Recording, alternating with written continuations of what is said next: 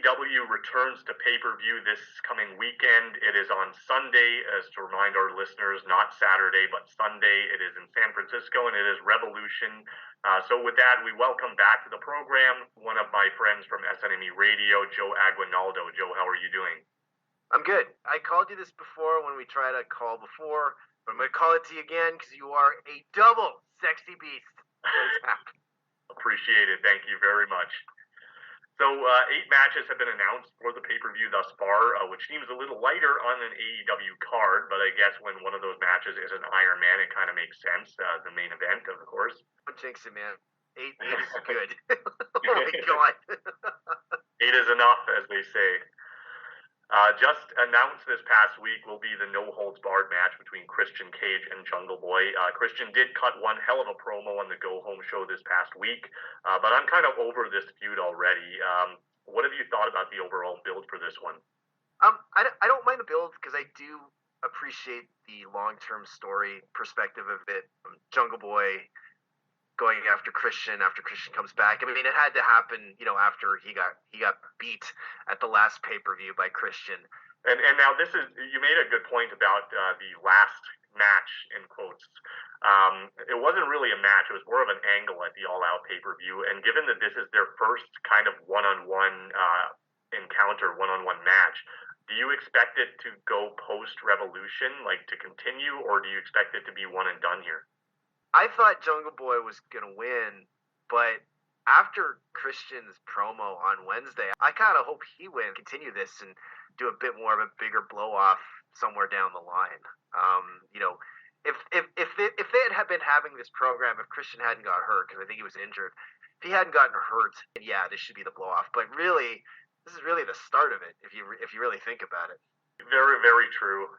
Yeah, I guess I can see that. But, who knows how many years Christian has left. I'm not, if he puts Jungle Boy over, I'm all in favor of that. I think Jungle Boy is somebody that should be advancing up the card, but we'll see what they do with them from here. I kind of lost interest, to be honest, after the All Out thing. It was one of the matches on that card that I was really looking forward to, and it kind of just left me with a sour taste in my mouth. He's definitely cooled off, and I think that doesn't help, right? And to your point, I wouldn't be shocked if Jungle Boy wins, or Jack Perry, whatever they call him. I wouldn't be shocked if he wins, because it does make sense that you want to start pushing Jack Perry, and that's sort of what he said, his promo about wanting to get a title in 2023. But again, because Christian got hurt, I see Christian get this win through, even if it's through some nefarious method. And then, Jack Perry gets his comeuppance somewhere down the line. It'll be the Elite being challenged by House of Black. This could be a very strong match, and I can see it opening the show, actually. But does it seem to you that the Elite have been kind of in a holding pattern lately until bigger challenges emerge? And that's no disrespect, of course, to House of Black. See, it's funny you say that, because I kind of want House of Black to win. I think the Elite are better served not as a trios. I think you want to have Kenny in the singles, you want to have him as a single, either at or near the top of the card, and having them together as trios champions. That's great. I'm not knocking it, but I think if you put it on House of Black, you help elevate them, and then you can get Kenny Omega into a singles program with someone, and you can get the Young Bucks back into the title chase. One thing that I wanted to get kind of your opinion on, and this is something that I think a possible direction that they could go with the Elite if they retain the trios titles. And it hasn't really been talked about, but I think there's a connection with Hangman Page facing Moxley on this show, is that maybe they do the Blackpool Combat Club as the next challengers. I think that could be a real marquee match.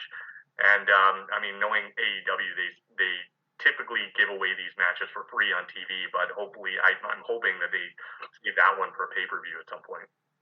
That's actually a really good point, but I'll do you one better. I think Blackpool Combat Club versus either of these teams. So in terms of a pick, I'm picking House of Black, but again, I wouldn't be shocked if the Elite retain. AEW apparently likes things in threes, because then we have the triple threat for the women's title. It'll be Jamie Hayter and her two challengers, Ruby Soho and Saraya. Does this really need to be a triple threat? No. Not really. I think this is to get people on the card. Look, I love Jamie Hayter. Okay, I like Saraya. I like Ruby Soho, and I was perfect. Now again, my own sensibility though. Let's get this out of the way. Is that I tend to be an older guy, and I would rather see your titles being like contested between like two people. And we'll talk more about this when we get to the tag match. Don't you worry. So I was okay. It was Jamie Hayter versus Saraya, and then like I get why they're throwing Ruby Soho in. There's a bit of a story there, but I'm just not a big fan of like multiple people title matches. So again, I don't doubt this will be a bad match. And I think like again, Hater's over. I think Saraya's coming into her own as a heel because she's very hateable right now, and people want to see what happens with Ruby Soho. So like that's cool, but yeah, I'm just not into the triple threat thing. AEW is kind of famous for these one-off programs, but the one guy in the promotion that I've noticed that seems to be involved in long-term feuds is Chris Jericho, including the one coming up, culminating in the match against Ricky Starks on Sunday. Starks looks like he has a rocket strapped to his back right now, and is it time for him to even advance even further up the card by winning this match, or do you see this one continuing as well? No, I think Ricky Starks has to win this one. I mean, he won the first one, and Jericho always wins because of some sort of interference from the JAS. Even like look at this past Wednesday where the JAS beat him down. My bigger issue with Ricky Starks, and again, hindsight being 2020 and all that stuff, like when he got that match with MJF a couple weeks ago, excited. But at the same time, I'm like, MJF just won the thing, so Ricky Starks is not winning, right? So I I hope that like Ricky Starks wins and they start a slow build for him towards the top to like MJF or an Orange Cassidy or Samoa Joe or whatever like that. Like I think you really need to start building this guy, and not just this guy but all the younger stars. You don't want to hot shot them into title shots. You want to get them on some runs where they beat a number of challengers, and then you start talking about a title. So I hope that this is the next progression of Ricky Stark's ascension in AEW. I know a lot of people rag on Jericho for being older, or he's taking advantage of the younger guys, whatever. But at the end of the day, Chris Jericho is one of the best to ever do it. He's been doing it for the last decade, right? But ultimately, Jericho to me, and again, there's nothing wrong with this. So if there's anyone who's like really big AEW fans, I hope you don't think I'm insulting AEW. But ultimately, I think Jericho is going to quote unquote go back home and retire in WWE. It just makes sense because the guy spent however long there, right? He's really helped elevate the company as best as he can, but he's also a business guy. And if WWE knocks on his door, especially now that Vince isn't there, I think it'd be different if Vince was still around. But with Triple H there, assume that Jericho and Triple H have some sort of good relationship now. I could see a scenario where Jericho comes back, does his final year at WWE or whatever, and he rides off into the sunset. Samoa Joe also puts the TNT title on the line against Wardlow. This has been another kind of long-term program. And since winning the Face of the Revolution ladder match last year, I don't believe Wardlow has even taken a one-on-one loss since then. Does that change here? I'm going to say yes. I'm going to say Samoa Joe retains. I was actually kind of pissed that Darby Allin lost the belt so quickly to Samoa Joe. So if Samoa Joe's just got the belt, this is like first or second title defense, you can take the belt off him, right? Like you could build this whole King of Television thing. I think is great, right? So it's not going to be a 5-star Luthez Classic. It's not going to be anything like that. Ultimately, I think Joe retains the title. Now, again, I wouldn't be shocked if he does it through, like underhanded methods. He is the heel, but I just can't see Samoa Joe losing the title yet. And it should also be noted, actually, that Joe is currently the ROH television champion as well. And they have a big show coming up over Mania week, which I'm assuming he'll be defending at. Do you see this match as his, like, assuming that he loses the title here, the TNT title, do you see this match as his exit from the AEW brand and working exclusively under the ROH banner? It's a good point. I mean, like, that would be a reason why you would have him lose. But again, you said it was at Mania weekend, right? Yeah. Oh, that's just coming up too. See, again, that's a really good point. But I still think he's going to retain. Like, I think you're right. I think eventually he will become more of an ROH guy. I think that makes sense. That was his home. But I just feel it's a little too early for him to lose the belt. Now, again, if AEW is going to start doing this kind of stuff, okay, I guess. Just don't do it so much. It doesn't have to be at the next pay per view. It could be like, at like a big event, like a Fighter Fest or even some random Wednesday. But I just think this Sunday is too soon for Joe to lose. So we spoke about the Texas Death Match earlier, and I guess it's a good thing for Moxley that this is not a first blood match. He would lose that for sure. I guess the most important question is who's supposed to be the babyface here? It's funny you mention that because I think, are you a Batman fan? Yeah, definitely. Okay. Remember the movie with the Joker? Yeah, Dark Knight, okay? Right at the end of the movie when Batman runs away from Commissioner Gordon, and Commissioner Gordon is like, tells his son, he's the hero that we don't want, but he's the hero that we need. That's Jon Moxley in AEW. He's the guy that you need for whatever situation. So I think Mox is going to be the heel. He's going to wrestle as the heel in this one. But this is going to be an ultraviolet match. And again, even though I'm not the biggest gimmick match, this is actually the match I'm probably looking the most forward to. So how do you see this one going down, and where do you see each guy going after this? I gotta believe Paige is gonna win this match. It just seems to be the way that they've been booking it. Where it goes, though, you know what? Like, sort of to your point, I wonder Mox, Claudio, and Wheeler become more of a trios type heel team because it just seems that they've been going in that direction. And then maybe they do challenge for that trios title, like mentioning during this show. Adam Page, that's a whole other thing. I'm not sure where he goes. I'm curious to see where they go afterwards. But again, eventually you got to get Page. I personally think you got to get Page back mentioned. Like, I'm not saying he has to win the AEW title anytime soon, but I think you got to get him back into title contention. And I think having guys like him, guys like Ricky Starks, guys like Jungle Boy in that picture can only help MJF as a champion moving down the line. I keep forgetting that there's also a tag title match on this show. It'll be the Gun Club defending against Acclaimed, Jared and Lethal, and the team of Orange Cassidy in 2000. Much like the women's match, I have to ask, does this need to be a four-way? No, absolutely not. We're kind of pissed that we were pissed that it was a three-way, and then when it became a four-way, it was okay. Number one, we were pissed when we found out it was okay. Number two, we were pissed that Jay Lethal and Jeff Jarrett are in it just because we're not Jeff Jarrett fans. And then number three, Orange Cassidy and Danhausen were one of those teams that got put together, and you're telling me they beat look, I'll even say Butcher and Blade, who are an actual tag team? Right. Come on.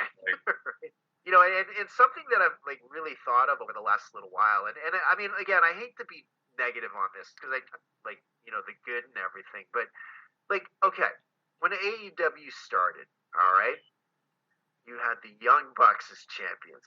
You had the Luchas as champions. You had Adam Page and Kenny Omega as champions. Okay? Now you've got, and with all due respect, I don't mind the Guns.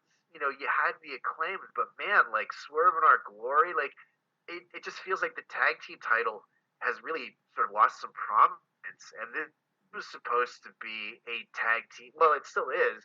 But this is a tag team heavy division.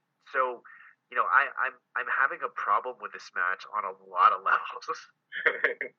I was just about to say, because you stole some of my thunder, I was just about to go on a huge rant about this myself. I get that you want to provide equal opportunity to the company, but to me, it doesn't do the tag team championships a ton of justice to have them contested between three teams that wouldn't be considered among the elite in tag team wrestling. Minus Acclaimed, of course, I think. But two of the teams are makeshift, firstly, but they had an opportunity twice to add Top Flight, to add Aussie Open, Butcher and Blade, as you mentioned, the Lucha Brothers, and then arguably two of the best teams in the world in the Young Bucks and FTR were both noticeably absent from the Battle Royal. Yeah. So, and again, the Bucks, I can kind of understand. The Bucks, I can understand their trio champs, so I don't have a problem with that. don't even get me started about FTR not being in this. So like, yeah, FTR, that whole FTR thing bugs me. Like I could rant on about that forever. I'm disappointed. Like, this is probably the match I'm least looking forward to. Yeah, same. Rounding out the card, as I mentioned, we have the Iron Man match between MJF and Bryan Danielson for the AEW World Title. Before I get to your thoughts on the match, I've got to ask, you've been pretty critical about MJF lately. At what point did you turn the corner, and what is it about him that has been turning you off lately? Okay, so I am not going to deny that he is very good on the mic, okay? I'm also not going to deny, like we talked about Adam Page being underrated in the ring. I think MJF's even more underrated because, like, he's not like he's not like a flyer. He's not like like a technician or anything like that. But he puts on really good matches. Like I remember, and I can't remember which pay-per-view it was, but he was in an opener with Darby Allin. I think it was from last year or 2 years ago. Right. Easily match of the night. Very good match, okay? So I am not knocking his talent as a wrestler. My problem with MJF is that it's just too much now. So, like, for the last month or whatever, he'll come out and he'll cut like a 10 to 15 minute promo.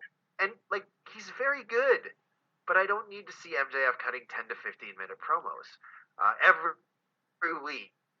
Once every couple weeks, I'm cool with that. And I think that's my problem with MJF. And then, like, lately, too, some of his promos have gotten to be a little too forced as a heel. Like, when he was, not 6 months ago, he wasn't even with the company at the time. But, like, when he was starting out doing his heel promos, they felt natural. But now, like, the last few promos about, like, talking to Danielson's kid and the one about the car wreck. It was just like it's too much, it's too long, and it's now like it's almost like he's trying to be a heel, instead of just being one. I made a comment like on the board yesterday that MJF came out, did one of his best segments Wednesday on Dynamite, reacted to Danielson. You know what I mean? And like this is why, like, again, I think MJF has all the talent in the world, but sometimes it's overkill, and you just got to go, hey, relax a little bit. Do a 10 to 15 minute promo every time.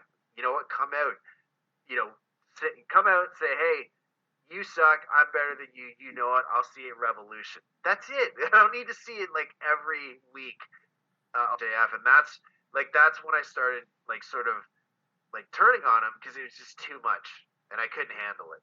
Yeah, like he's not somebody that needs to be grabbing at low-hanging fruit. I think he's not somebody that should be taking the cheap heat, especially at this point, because people know he can talk already, and I get your point in that sense. Given the Iron Man stipulation, though, do you kind of envision some kind of non-finish, or are you expecting a decisive winner here? Personally, and again, my 100% just my opinion, me fantasy booking, so take it for what you will. I think what happens is MJF gets the early pins. Later on in the match, Danielson ties it up, and then the last 5-10 minutes, it's Danielson trying everything, throwing everything at the kitchen sink at MJF to try to get that win. But MJF escapes, and I think it'll be a tie, but MJF wins because champion retains on a draw, right?